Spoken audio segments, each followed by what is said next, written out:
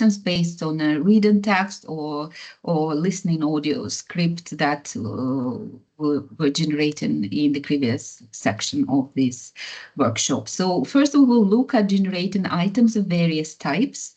Then we will review the item quality, and we will see what the quality of items is generated by ChatGPT and what we can do with those items, whether they're usable or not usable. And at the end of this workshop, we will discuss a topic which I think is very important, especially for EAP assessments. This is targeting various levels of cognitive processing in items. So talking about items of various types, just a little bit of introduction. I'll speak for a couple of minutes. There are two types of text-based items. They can be selected response items and constructed response items. Selected response items, as the name suggests, ask test takers to select the correct answer from the options provided to them.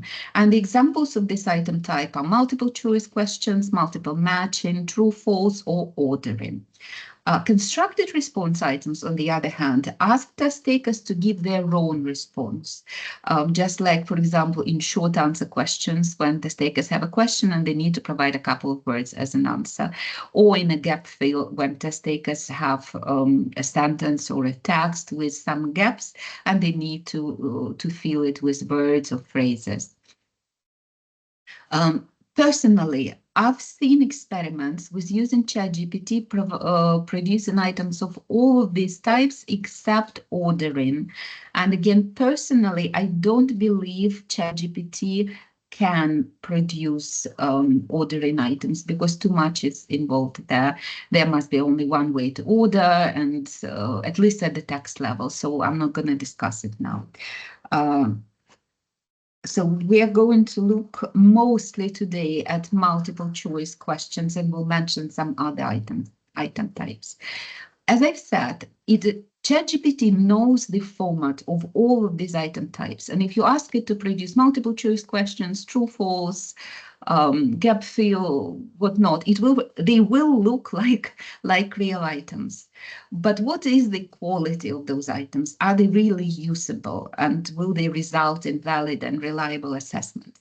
And here are problems with AI-generated items, and they've been confirmed in my own practice, but also in multiple publications.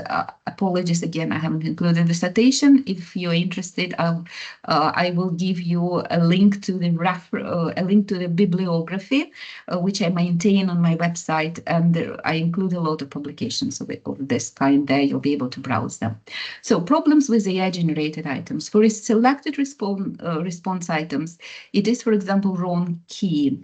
Maybe I need to introduce for people who are not professional item writers. Maybe you might struggle a bit with the terminology. So you can see here an example of an item. This is a multiple choice item.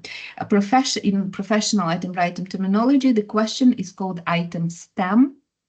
All the A, B, C, D, they're called options, and the correct option is called the key, and all the other options are called distractors. So in selected response items, the problems with ChatGPT generated items are the key is wrong, which means that ChatGPT says that A is the key, for example, but when you look at the item and the text, you understand that the key is B, for example, again.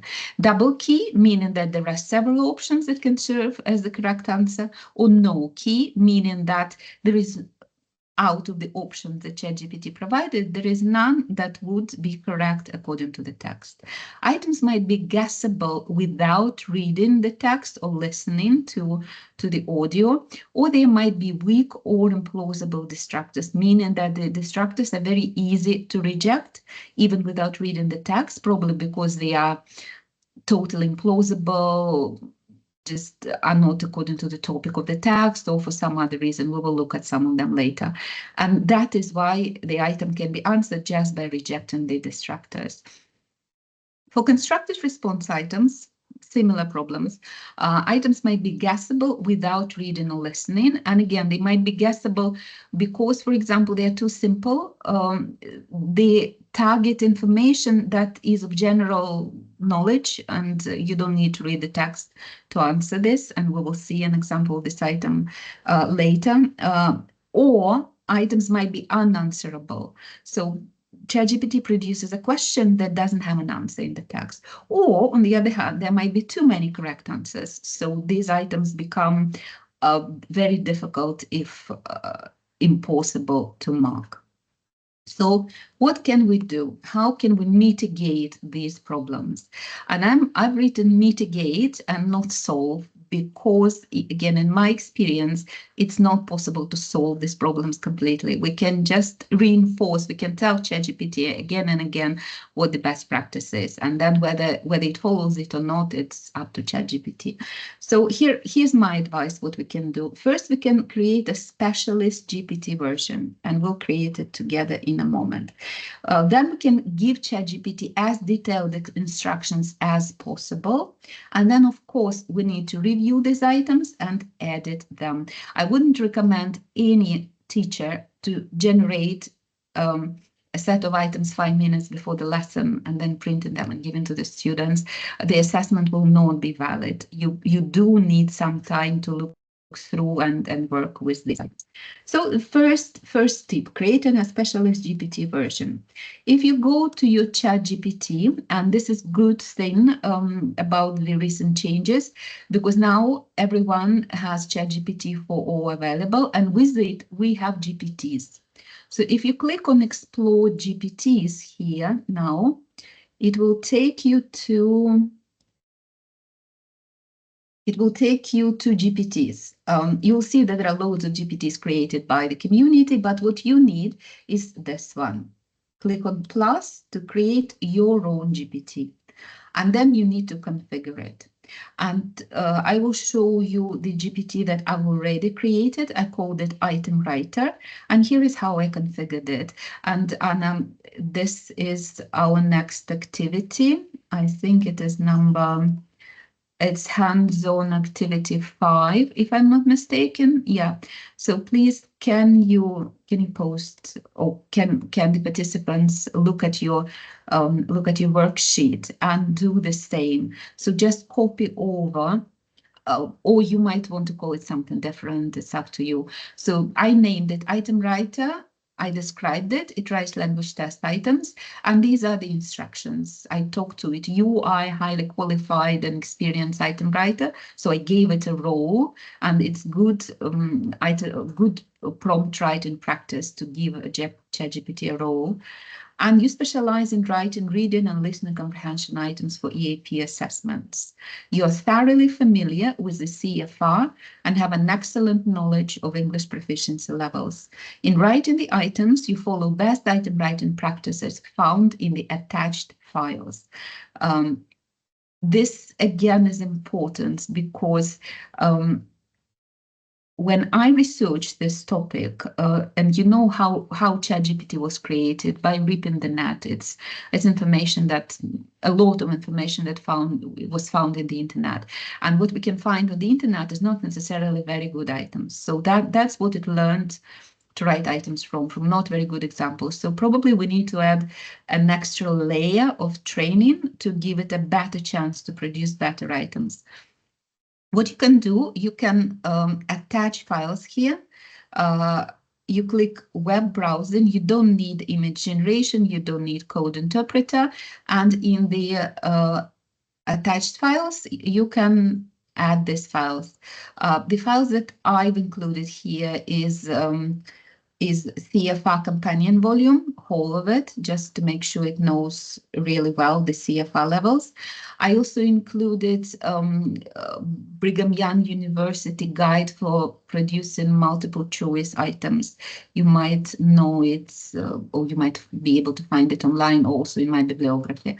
I also included here guides for producing multiple choice, true, false, and short answer question items. And those guides I've taken from my website, and here it is, if you're not familiar with it yet. So when you I might give I won't give it in the chat because you've got it in the worksheet. So when you go to item writing, main principles and task types, you will see here a range of task types. For example, if you click on multiple choice. Olena, yes. Sorry to disturb you. Yeah, I've put the prompt in the chat so everybody would be able to access the website. People are putting in the chat that I think they've got free version and they can't see the option that you're now using in order to generate. Yeah. So we've got a few. Option. They must have it. Which one do you have? When you, I'm sorry. For ChatGPT, what version? Because as default, ChatGPT gives you mini. If you move on to 4.0, do you still not have it? Because apologies, I've got a paid version. So I mean, even if you got the paid version and you talk us through all of this, that's very useful because, you know, we're not able to see that. So only not for ChatGPT. Okay, so for all, apologies for this because I tried to research this topic before this webinar, and it said that even with free version, people have access to GPTs. Sorry, I didn't realize that you're unable to do it. Well, maybe free allowance for the day used up. Yes, that may be the reason.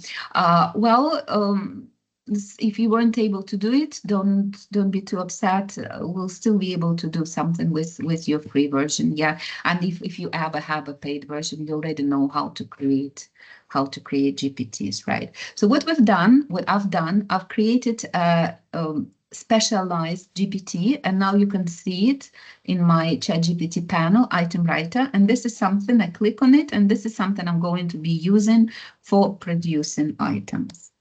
Now, here is our hands-on activity 6. We will try to generate a set of multiple choice questions, and the prompt tells us 10 3-option multiple choice questions based on the text. Please use the text that you generated in the first part of this webinar. You can use an audio script or you can use written text, whatever you like.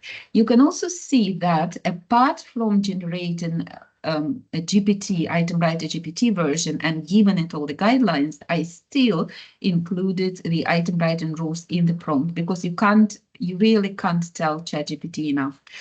So I asked it to follow these rules. The question should be concise, clear, worded positively, option should be concise, clear, and so on. So the concise version of the best practice for writing multiple choice questions.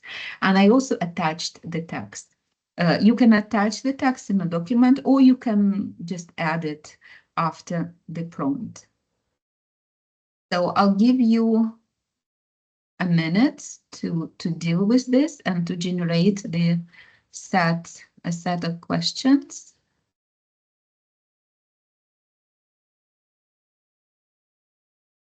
And then after you've got your questions, please review the quality of the items. And to review the quality, please use the multiple choice item moderation checklist that Anna sent to you to prepare for this workshop.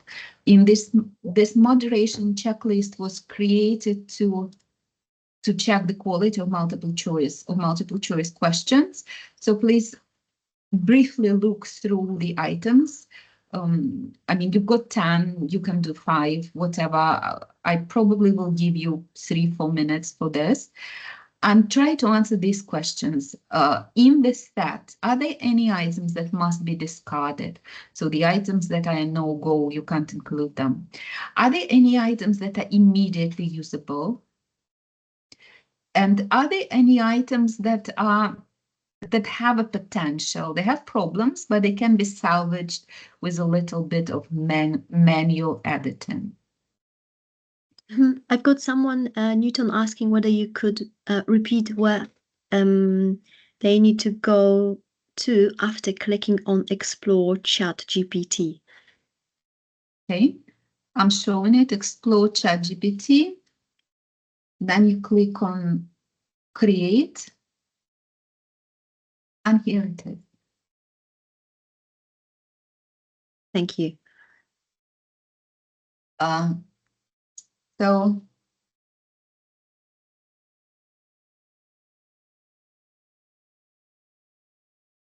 I'll give you 3-4 minutes to deal, or even 5, to deal with this, because it requires a bit of time.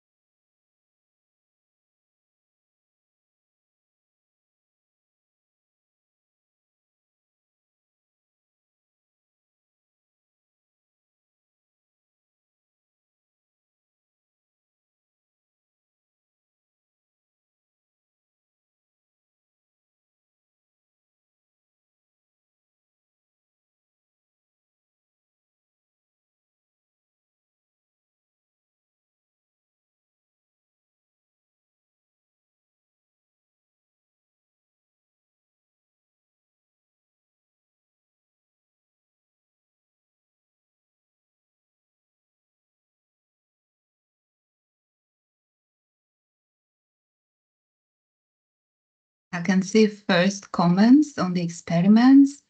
Carrie wrote that all answers are too easy, guessable. Then Christopher wrote that the first set of questions it produced all has A as the answer. Yes, this is something that I noticed as well. In my set, all of them, almost all of them will B. But great that you used the progressive hint prompting technique. So please don't make A the answer each time, and it fixed the problem. Great to see.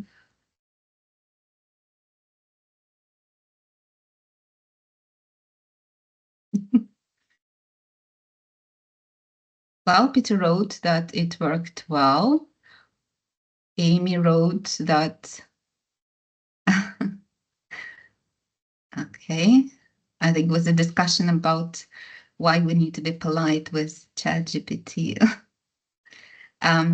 John Sebastian wrote that some of the answers were guessable, some of the answers were very in length. Yeah, Some editing was needed but salvageable. And Anthea wrote that often the words in each option are the same, so I'd revert them in editing to be a statement with the options as short as possible.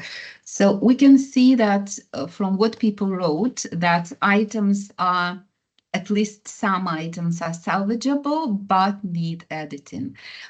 Here are some items that I generated, again, on the same plagiarism text. So as an exercise, let's do them, let's analyze them together. Here we have the first item. Please, can you have a look at it, and can you write in the chat what you think about it, whether it has any problems at all?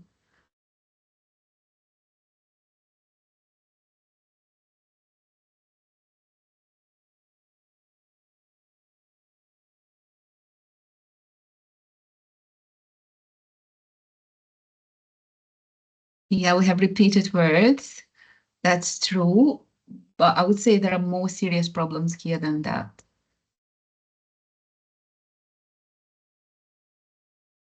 Yes, absolutely. We know in academia, if we plagiarize ourselves by publishing the same thing several times, then it's a form of plagiarism, self-plagiarism, exactly. So this item has a double key, that's first thing. And A, B are mutually inclusive, absolutely. That's very good practice. It must be avoided. I agree with that. And another thing, how many students do you think, even without reading the text, would already know what plagiarism is? Do they really need to read the text?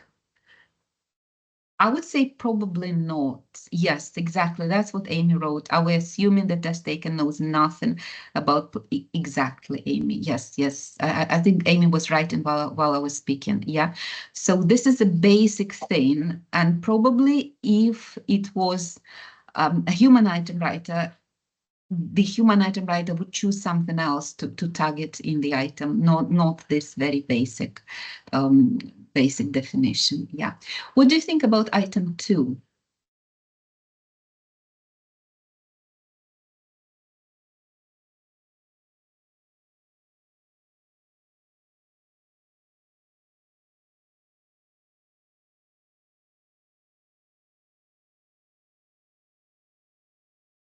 Kerry wrote, there is no need to read the text. Exactly, common sense might lead to the answer. Yeah, because A and C are kind of reward, right? Well, people cannot be rewarded for being caught plagiarizing, so they could be expelled. Is the only plausible answer. We don't need to read the text to answer this item. Well, next one.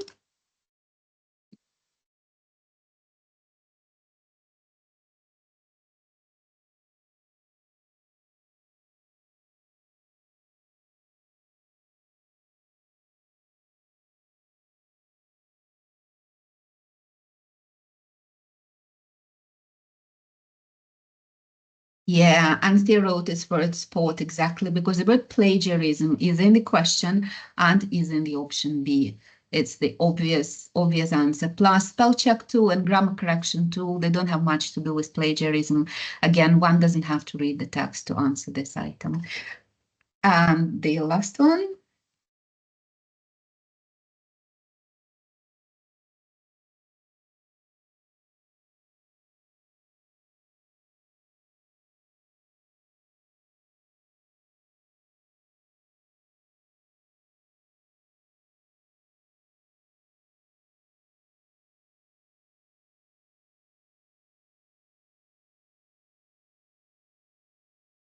Yes, A and C are positive outcomes, and therefore implausible distractors, and B is the only correct option. And you see, by the way, that the correct answer is always B. So out of the set of 10 questions, 4, I would say, are unusable and have to be discarded. And by the way, another problem with item 10 is that it tests more or less the same information as item 2. So this is another problem when GPT targets the same information in several items, which professional item writers know should be avoided. Why does this happen? And what we can do about this? And here are a couple of tips that I've arrived at from my own practice. They won't give you 100% solution, but might help a little bit. So you can generate more items than required. For example, if you need 5 items, generate 10, generate 15. ChatGPT will generate 100 items if you ask it in a couple of minutes, and then you'll just go through and choose the ones that are better than others. Another problem, and I just spoke about it, that ChatGPT might target a lot of items on the same sentence or in the same bit of the text, while leaves all the other paragraphs untested. Well, good item writing practice, if you have a text, you need to base different items on different paragraphs of the text. So what you can do, you can continue prompting ChatGPT, and you can ask it which section or which paragraph of the text you want to be targeted in items. And this is an example of what I did. I asked it improve on the above items, generate three option multiple choice items that target this paragraph from the text, and I copied the paragraph. And here are 3 questions that it generated. 1 and 2 I would discard, but question 3 is kind of usable. So out of 3, 1 I might include in the test. Another tip is use a different item type. We looked at multiple choice questions, and one common problem with the items was that the items were easy. They were easily answerable because we can reject distractors, because we can test takers can use their background knowledge. So research shows that constructed response items are more difficult compared to selected response items. So balance the difficulty, the lack of difficulty of the text with the difficulty of the items. Use, for example, gap fill task instead of multiple choice. Use short answer questions instead of multiple choice. But the best piece of advice I can give you is generating text and items iteratively. Why? Because most problems with the items that at least in my experiment that I generated, stem from the text. So, for example, if you see that ChatGPT generates items that target the same content, that are similar to each other, most probably it happens because the text doesn't have enough testable content. There aren't enough facts, there isn't enough information, and you asked it to generate 10, 20 items, so it keeps striking the same target. If you notice that items can be answered through background knowledge, as many of the items that we just analyzed were, this might mean that the text is superficial and it contains only obvious facts. And that was when I read my avoiding plagiarism text, that was exactly the problem with the text. It told the students what is plagiarism, which everyone knows already, some very obvious, a couple of obvious facts, and that was it. So if your items can be answered, or ChatGPT's items can be answered through using background knowledge, it might mean that the text is not challenging enough. It doesn't go deep enough into the topic. And I'll talk in a moment how you can make it do it. And I must say that ChatGPT texts by default are blunt, are superficial, and they just go on the surface of things. They don't delve deeper into the topic unless you make it to. There are a couple of ways you can make it to. I'll talk about them. If the structures are implausible, as they were in the items we analyzed, ask yourself, is there enough information in the text to draw on to create more plausible destructors? Again, the text just might be thin on information that can be used in the items to create items and to create destructors. That's why what we can do, we can generate the first version of the text. And don't work too much on the text. Don't refine it, don't adjust the level or anything. Just on the first text you generated, try to generate a set of items and look at those items. If the items are similar, if they can easy, can be answered through background knowledge, if the destructors are implausible, it probably means that the text is not that great. Regenerate the text. Then generate another set of items. No, go regenerate the text again. So use this iterative process. And I can suggest two methods how you can make sure that the text has enough testable content. Method one, instead of generating the text, start with content points. And here is the procedure. Just as we did previously, first you generate the topic, you generate the genre, but then instead of asking it generate the text of a particular topic in a particular genre, ask it, now please generate a list of content points for this topic. ChatGPT is fantastic at generating lists, and it will generate you a long list of content points, really long. Then you work with this content point, with this list, and you choose the content points that you want to be included in the text, and make sure that they go deeper into the topic, that they don't only cover superficial content. And after that, you create a prompt where you ask ChatGPT to generate a text on this topic, including this particular content points. It would also be a good idea to tell ChatGPT that it needs to give detailed explanations of things. It needs to give justifications for things. If it's a debatable topic, it needs to present opposing views. It needs to provide examples for things it discusses. So just force it to go a bit deeper into the topic, because again, by default, it will create a blunt, superficial text, and we want to avoid it, especially for EAP assessments. The second method would be generating a much longer text from which you will use only a part. For example, in the previous section of this workshop, I generated a script on the topic of avoiding plagiarism. I asked ChatGPT to create a 300-word script as a lecture.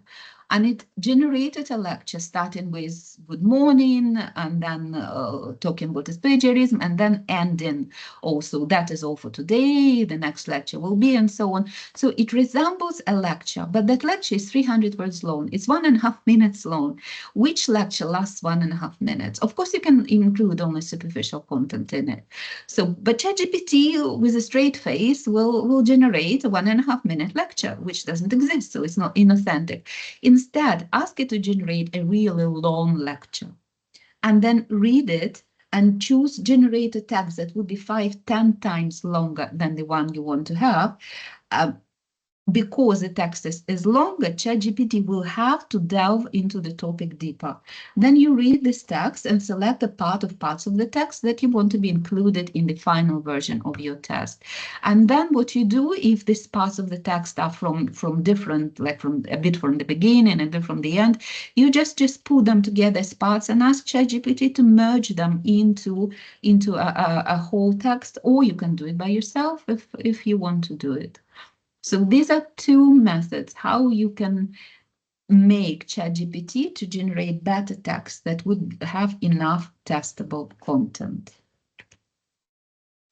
Maybe I will look, are there any questions in the chat, Anna, before we move? Yeah, there is a very interesting discussion going on about whether ChatGPT can actually read content from a photo that would be uploaded and answer questions related to that photo. I think this is how I understand things. Well, I must say I haven't tried it. I know that it's, at least for the paid version, it's possible to attach pictures as well as documents to ChatGPT to work with, but I haven't tried it. If anyone has, please let us know. Yeah, I think Ruth is saying it can read text within an image. Yes, yes. Yes, it can analyze images. That's true, yeah.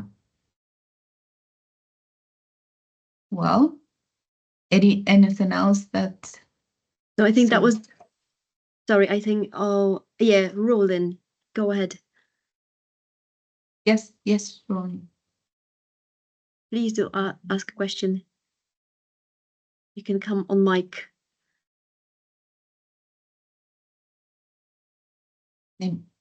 Anna, maybe it was by mistake. Or maybe, yeah. Yeah.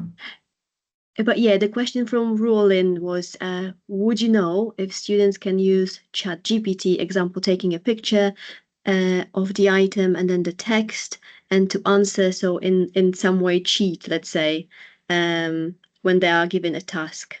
So can actually ChatGPT answer the items it produced? Yes, it can answer the items. The items that it produced and the items somebody else has produced. It's okay answering items. It doesn't always answer items correctly, especially higher order thinking skills, but I would say yes, yes.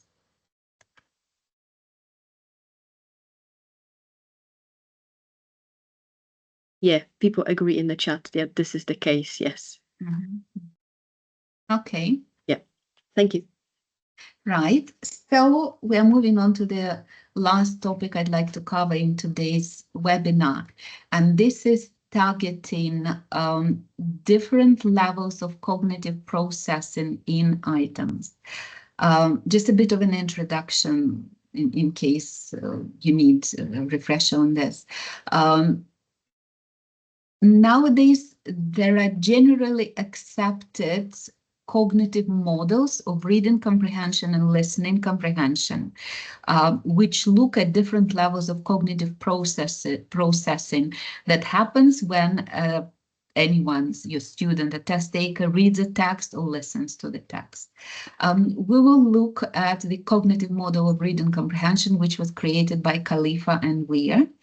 And they say that there are two levels of cognitive processing. There are lower level cognitive processes and higher level cognitive processes. At the lowest level, which is at the bottom, is word recognition or lexical access, which means that a person looks at the text and is able to recognize the words, is able to recognize the form of the words, and then is able to retrieve the meaning of the words from their memory. So this is word level comprehension, one word at a time, and the lowest level of cognitive processing. At the next level, but it's still among the lower levels, is syntactic parsing and establishing propositional meaning, which means sentence level comprehension, understanding one sentence at a time. But then we move on to high level cognitive processes, which require, for example, inferencing, reading between the lines, understanding information which is not stated in the text explicitly, for example, opinions, moods, attitudes. Then building a mental model or creating a text level representation. This is understanding the text as a whole, making judgments about the text as a whole, the topic, the purpose, again, the attitude, and so on. Or if we have several texts, it is intertextual representation, which is combining information from multiple texts to arrive at an answer. Why is it of particular importance for EAP assessments? Because again, it's been proven in research and so on that levels of cognitive processing depend on general proficiency level of the students. So they start developing their reading ability from the lower level processes. So first it's first recognition, syntactic parsing at CFR A1 level, A2 level. Then at B1 level, they start with the high level cognitive processes. And then as they proceed, as their level of proficiency increases, they are able to understand the text as a whole, to develop intertextual representation from several texts and so on.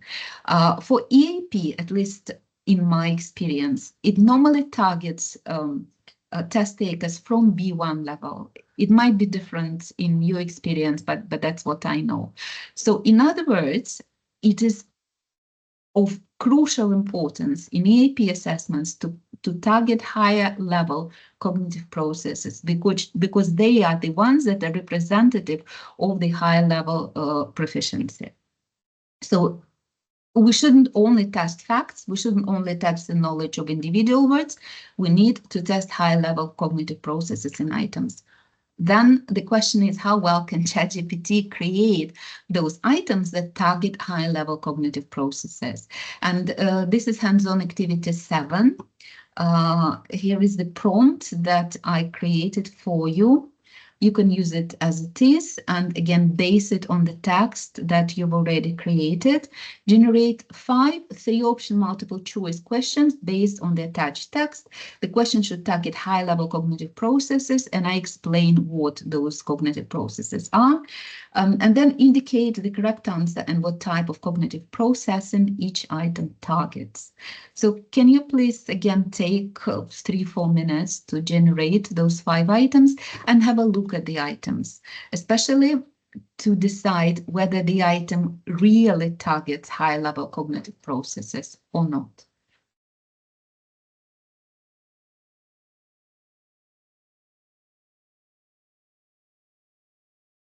And please let us know in the chat.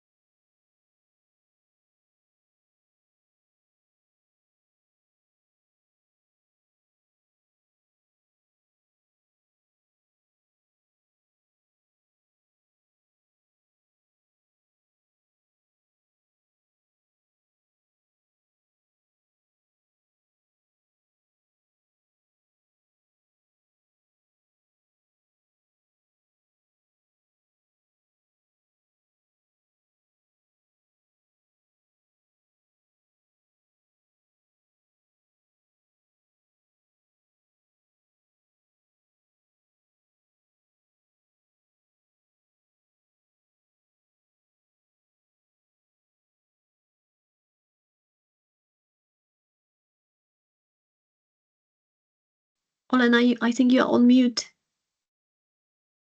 Someone muted me again.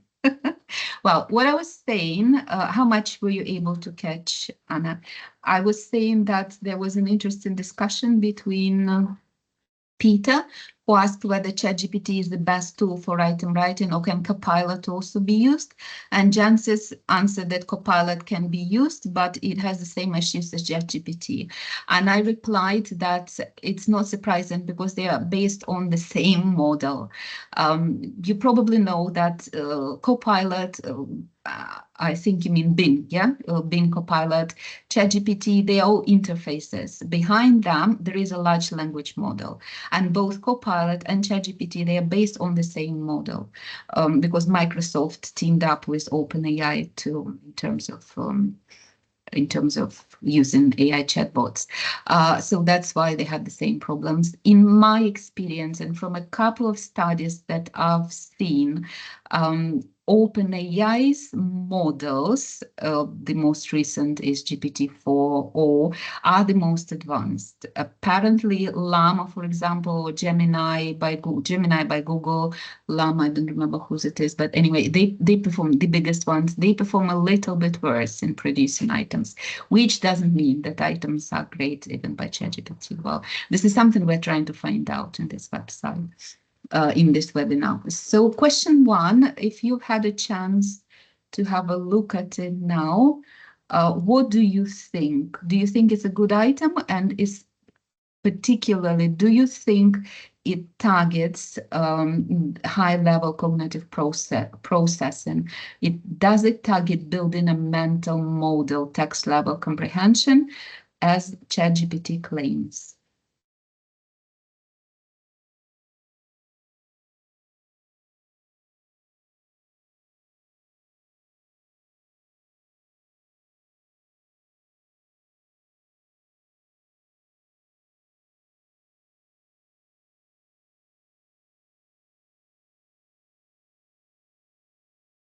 Well, I don't think, maybe I can start analyzing this item and you can move on to the second one.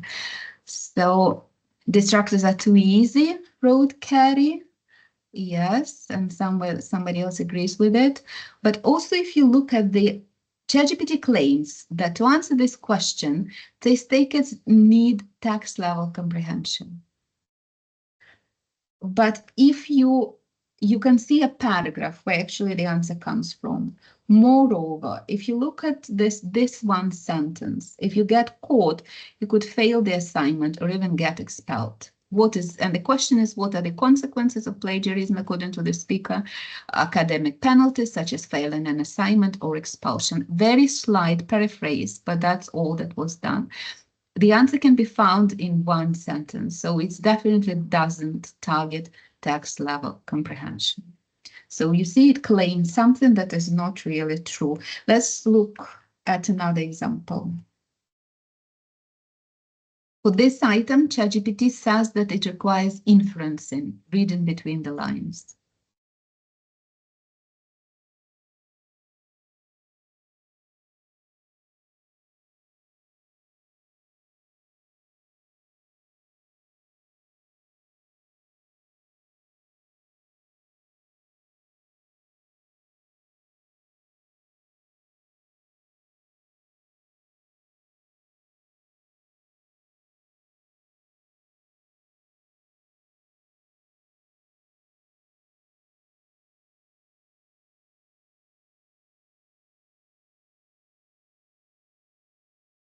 And again, I included the part of the text where the answer can be found. And Carrie tells us that you can just copy the answer, which is absolutely correct. It's not even paraphrased this time. So the same part of the sentence is used verbatim in the key. While ChatGPT tells us that it's targeting inferencing, right? So please don't trust it. ChatGPT might not tell us the truth. And it's not only me, or in my own practice, I observed I wasn't able to generate items that would target high-level cognitive processes. And it's not only me who has found it. Just recently, there were two very interesting webinars, one by Eric Voss, who asked what approaches can enable automated item generation systems to more effectively assess creative and high-order thinking skills, requiring synthesis, evaluation, and creative problem solving, because currently it doesn't. And Xiaomin C, in a very recent webinar, said the same. She said that generating items that target more sophisticated sub-skills, for example, making inferences for reading comprehension, remains a challenge, which is absolutely true. So if you need this type of items in your tests, you might start with ChatGPT, but these items will require a lot of work. As Amy written in the chat, you might probably use the question, but they will require total rework of the options, or you might want to write these items by yourself. And again, for example, in terms of inferencing, you can create a good inference item only if there is something to be inferred from the text. If there is some meaning that is between the lines and the text. As we discussed earlier, ChatGPT typically, unless you really prompt it, it creates blunt and superficial text with facts, with no implied meaning. So this is something that you need to do. First, you need to get ChatGPT to write in implied meaning, or maybe you want to do it yourself while editing the text, and then to create an item based on it. I think I've got, here are my references. Someone was asking for them, so you can take a screenshot if you'd like. And we've got a couple of minutes for the questions. I'll be happy to answer your questions. Before we go to questions, I need to say thank you very much, Olena. This has been fantastic. What a mine of knowledge and skills and tips for all of us, as test writers. So yeah, it's been great. Thank you ever so much for preparing all of this and doing all the hard work and the handouts and everything else. Okay, so we've got a few minutes if you would like to ask, or many, round of applause. Thank you very much. Thank you. If you have any questions, please feel free to put them in the chat. I can see an interesting comment from Christopher, which I do agree with. He wrote that maybe ChatGPT just doesn't have high-level cognitive skills itself, which I think is true, because what we are trying to do in the items targeting high-level cognitive processing, we're trying to assess the human cognitive processing. And we are asking a machine, which doesn't think like a human, to write an item to test how humans think. I find a contradiction in terms here. So maybe it's just outside of AI capabilities, at least at the moment. We'll see what will happen in the future.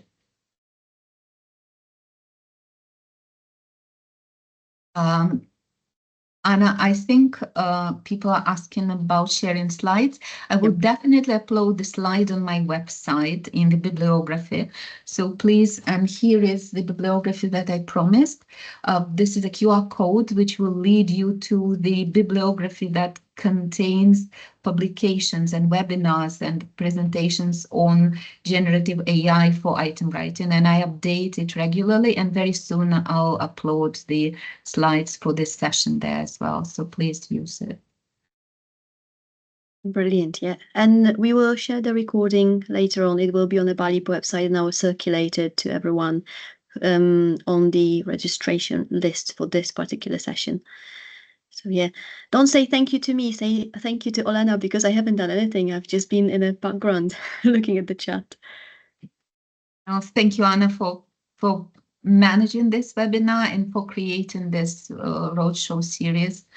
I'm sure it's very helpful for many EAP teachers, and not only. Yeah, hopefully we can support the EAP community. Okay, if you don't have Any other questions? Well, Olena, thank you for your time. You've spent with us a couple of hours, so it's been fantastic. Really great to have you on board. So we very much appreciate your support and everything that you've done for us so far. And let's keep in touch if we can.